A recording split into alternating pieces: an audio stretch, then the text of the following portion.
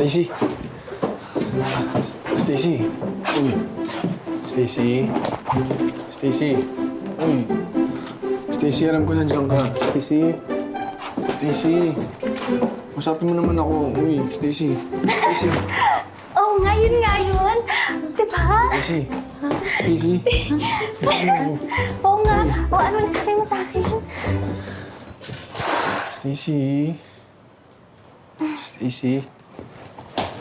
Yes, sir. Oh, kagabi kasi seryoso ako dun sa sinabi ko. Mawalang galang lang po, sir. Kung hindi po to work-related, wag na lang muna natin pag-usapan. Alam mo na, let's be professional. Sorry.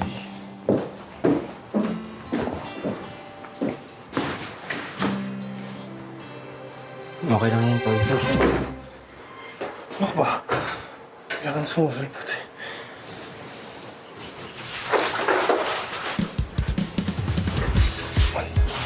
Mon. Kailangan ko ng tulong mo. Best friend. Best friend.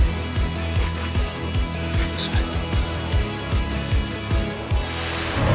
Ginamit mo pa talaga yung tita ni Ramon para papuntahin ako dito, ah.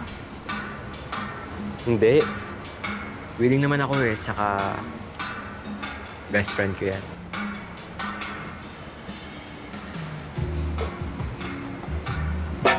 Ano ba kasing kailangan mo? Kung ano man yung narinig mo nung gabi ng party, I'm sorry. And sorry din kung feeling mo ginamit kita. Okay lang yun. Alam ko naman yung intention mo nung niyaya mo akong mag-date eh. Pero pumayag din naman ako, so kasalanan ko rin. Yes, bakit ka nga pumayag? Nag-enjoy ka siguro ng first date natin, kaya gusto mo na another date. Confident, ah. Well, malalaman natin.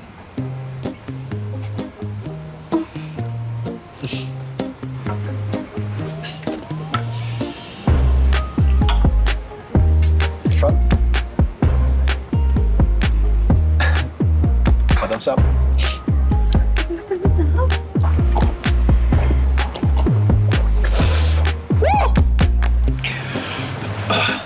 Oo, taklesa ka. Maingay, pasaway.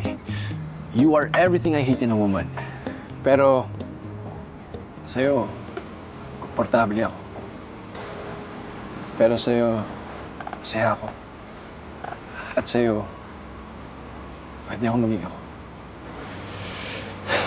Oo, ilang araw pa lang tayo magkakilala. Pero tinuruan mo ako paano maging tapat sa sarili ko eh. And I want you to teach me more things in life. I really like you, Stacy. Sayo tayo?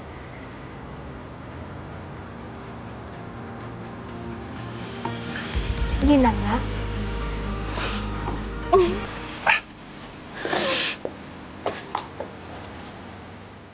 Good morning, Mama! Sa umaga, dapat pwede mo na yung tasa ng kape. Pasalubungan sa'yo, paborito mong burger at fries. Lagi niya ako sinasabihan mo ng simple. Pag tumaba, maunawain. Anak ka namin. At mahal ka na. Nakapasa ako sa exam! Mama! Ma? Ano yan? Dapat ikaw nga itong tumitingin sa mama, tapos ikaw pa itong konsentidor. Pinag-aral niyo pa siya sa pinakamagagandang schools dito sa atin. Napakaswerte na niya. Parang tunay na kapatid mo na rin siya.